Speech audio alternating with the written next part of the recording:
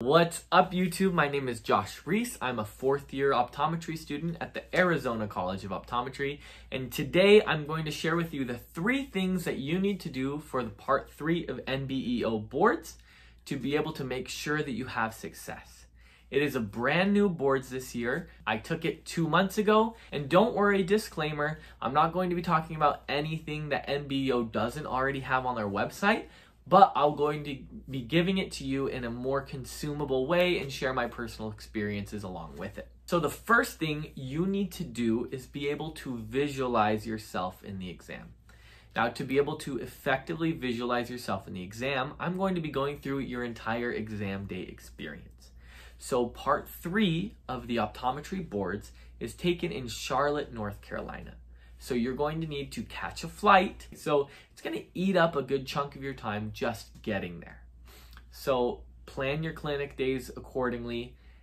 Get to North Carolina, and it's going to be downtown at an office building. So it's going to be like a big downtown building. It's on like the 20-something floor, I think, of this building. You're going to just take an elevator to it. The ground couple floors are like a mall and like a hotel next to it. You're only allowed to go 10 minutes early, so you can kind of hang out in the mall area and then ride up the elevators when it's your time.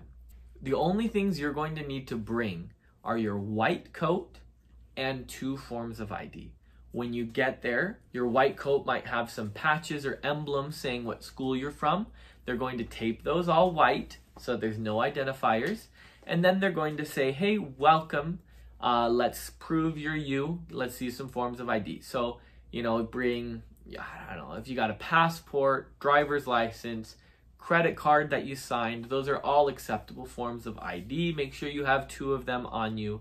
I know I accidentally showed up with just 1 of them, and I had to, get my credit card and sign it so that it has like my signature on it. So make sure you bring 2 forms of ID. In the check-in process, you're going to need to know your OE tracker number, or the number you use to sign up for boards. It's like a 6-digit number. You need to have that memorized and give it to them. And then they also tell you to have your password for NBEO memorized, which automatically is set as a really long random set of numbers, and you need to go in and change it if you want it to be something that you can remember. They tell you to come in with it memorized, but in my experience, they actually had it written down for you already. That might just be, when we were taking it. And so don't, they tell you on the website to come with it memorized. So, know your password.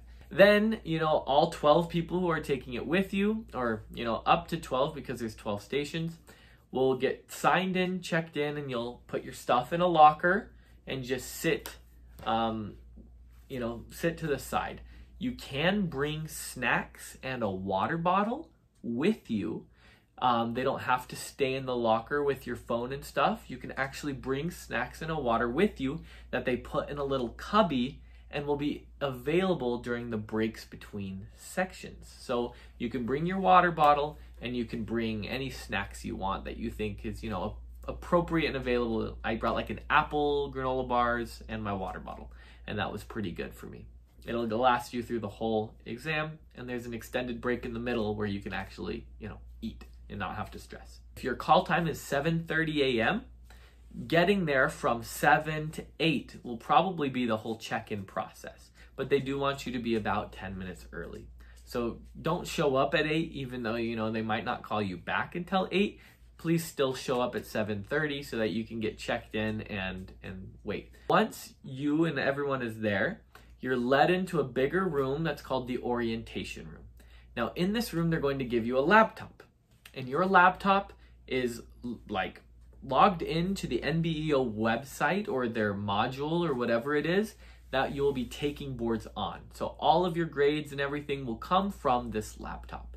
And on the laptop, you log in to NBEO with your 7-digit number and password, and then it has on the laptop, on the program on the laptop, everything you need to type, everything you need to see, all the tests that are going to appear, all the tests you're going to order, all of the assessment and plan you're going to write, that's all going to be done on the laptop.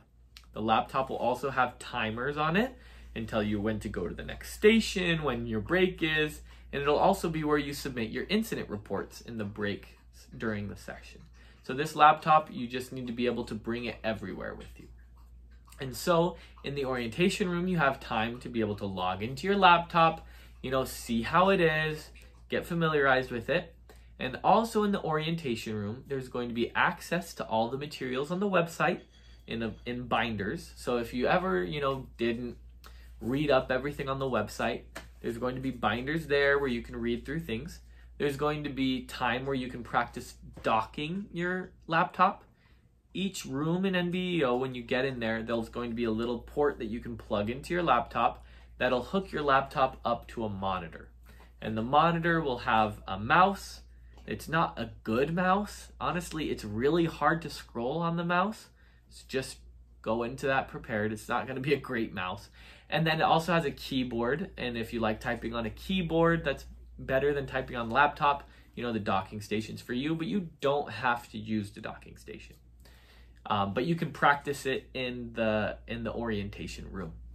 And in the orientation room, you'll also have time to practice writing on the tablets. Each room will have tablets for you to write on.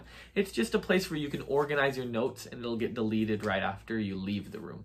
Think if you have ever played with like a toddler and they have these little boards, that you can write in colors or whatever and then press a button and it all disappears.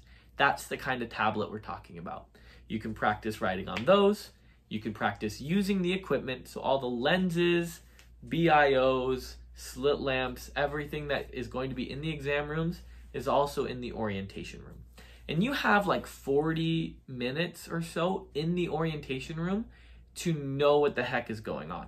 And so by the end of it, all of us just kind of were sat down waiting for it to start because it gives you enough time to prepare. So once your time in the orientation room is over, you'll be led in the hallway. There's a hallway with 12 rooms around the hallway.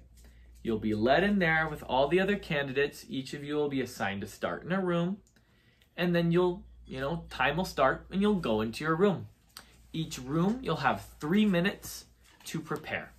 In those 3 minutes to prepare, you go into your room, you can dock your laptop, and you can start writing on a tablet. What I'd recommend is know your outline for the questions you're going to ask and have the outline written on the tablet during those 3 minutes. If not, it's going to be a really long 3 minutes where you just wait in the room. So have an outline in your mind that you're going to ask your questions or prepare your differentials list on the tablet and have it written out so that way when the time starts, when your patient encounter begins, you can, refer to, your tablet because you had 3 minutes to write things down. In that 3 minutes as well, you'll have like the demographic information for your patient encounter. You'll have age, ethnicity, chief complaint, and like medications. And so you'll have all of that in the 3 minutes. And then the 15-minute timer will start for your station.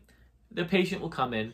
You'll ask them the questions, the case history questions. And that's your Foldar's cue, about what's happening in their condition.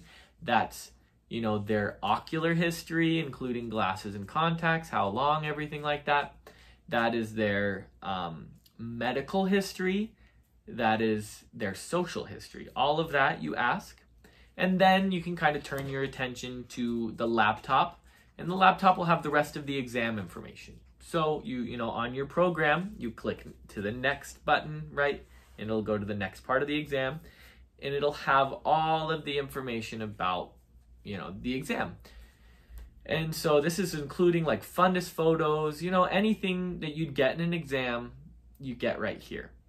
And then it's time for you to think of what other testing you'd like to order. Whether that's blood work you want to order, an OCT, other tests. Any test in the world, you order and put the reasoning for it. For example, I'm going to order a macular OCT to rule out blank. I'm going to order a visual field to rule out or confirm, vision loss, whatever. And so that's your time to order other tests. You submit your other tests. And once you submit your other tests, it'll give you some tests. Now, the NBEO website tells you it's not for sure the tests you order are going to be the tests that they give you. They just, for each case, have a couple of tests they're going to show you. You know, it could be no tests, it could be a couple, but they're going to show you, no matter what you ordered, a few tests. And from those few tests, you're going to be able to do your assessment plan, return to clinic, all of that from the information they give you. Now you need to type it in exactly how they have it on the website, and then, well, try to do it, you know, how they show you on the website. And then you also need to verbally explain to the patient a couple of things about the patient education and plan as well. And then, you know, that hopefully will take you less than 15 minutes. And then you'll go into the hallway for about 3 to 4 minutes. And in that hallway, you'll, you know, move to the next station, and you can submit any incident reports about that station at that time as well. And then the time will start to go to the next one. During the break, 4 minutes was enough for me to use the bathroom once or twice, I think, real quick during it. Just because my nerves were high, I really was like, oh, I gotta pee. So, you know, went and did that real quick. You can do that during those 4 minutes. You can also grab a quick water or like a quick, I don't know, snack. If you just have like a little sugar you can pop in your mouth. That's fine during those 4 minutes as well. So there's going to be 2 stations that are skill-based and 10 that are patient encounters. So the 2 that are skill-based, one is anterior segment examination of the eyes, and that's your slit lamp, your gonio, and your applanation tonometry. And then in your posterior segment, that's going to be, you know, the assessment of lens, and then your assessment of the interocular lens, and then your 90 and your BIO. And so, you know, you'll have 15 minutes to do your anterior segment, 15 minutes to do your posterior segment. And then in your patient encounters, they actually have it divided up by by stations. So there's 9 possible themes your 10 stations could be. And it's going to be at least one of each of the 9, and then the 10th one can be kind of a mix of, you know, other ones, or they'll pick an extra one for you to have. Now, how grading is broken down is going to be the clinical assessment and interpretation is going to be about 30% of your grading. The next 25% is going to be management and documentation. Your skills is going to be 22%. Patient education is going to be 13% of your grade. Communication, which not sure quite how that's different from patient education, is going to be 11% of your grade.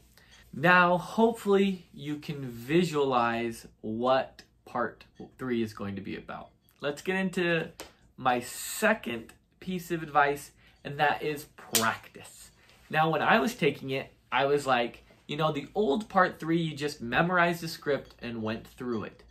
But now you have to like do a lot of thinking on your feet, and you're not going to be able to prepare. And I was wrong. You can most definitely prepare.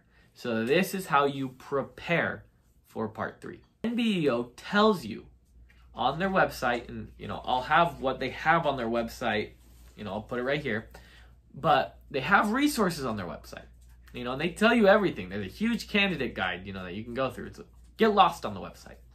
But in the website, it tells you that they are going to focus on the most common conditions and the most urgent conditions. And so what you can do is you can pretty well prepare for that. You can think, okay, of the glaucoma conditions, you know, under the glaucoma umbrella, let's make a list of 5 to 10 common glaucoma conditions and 5 to 10 urgent glaucoma conditions. Now, I don't know if I could think of 10 urgent glaucoma conditions, but, you know, think of the urgent ones that you know, think of the common ones you know. And then just do that same thing for contact lens. If someone's wearing a contact lens or has a condition that needs a contact lens, what are the 5 most common, 5 most urgent things that can happen, right? In posterior segment, 5 most common, 5 most, you know, urgent. And you can do that for every section. I recommend your list be pretty long because NBEO has they're not going to use the same things every time. Don't just do like the 5 most common, but make a list of what would be most common and practice from that list. Once you have your list of the most common and urgent things in each category, I would get together with someone who's practicing as well and have them act as the patient and you act as the doctor. Now, I would have you go in, get the demographics, practice writing out your full RSQ, the things you're going to ask, your differentials, right? And then start the timer, 15 minutes, do your case history with them. Maybe you'd have to ask them what the exam findings would be, and then order any ancillary testings, and then practice documenting exactly as you would on the day of. I can't stress this enough. This is probably the #1 piece of advice that I have, is practice documenting exactly how you would the day of. Because NBEO tells you, they have an example